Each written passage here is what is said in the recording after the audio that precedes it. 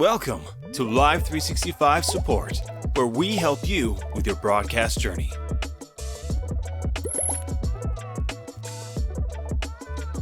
Today we talk about upgrading and downgrading your broadcast package.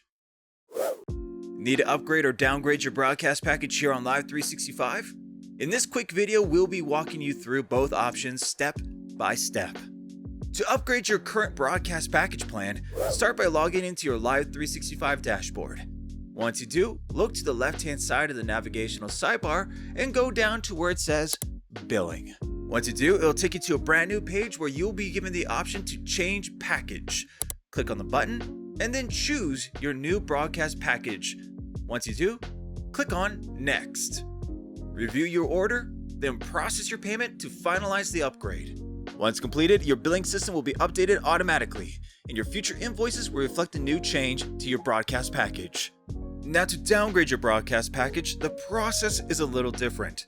Currently, this requires manual support. Simply open a new support ticket with us, and our team will process your downgrade request promptly.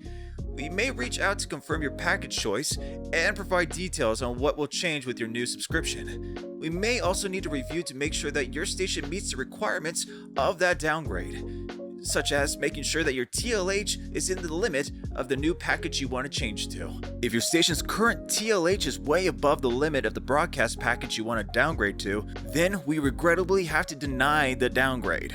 However, you're more than welcome to reach back in the future when your station's TLH is below that limit. I hope this video helps, and I hope you have a great day. Happy broadcasting!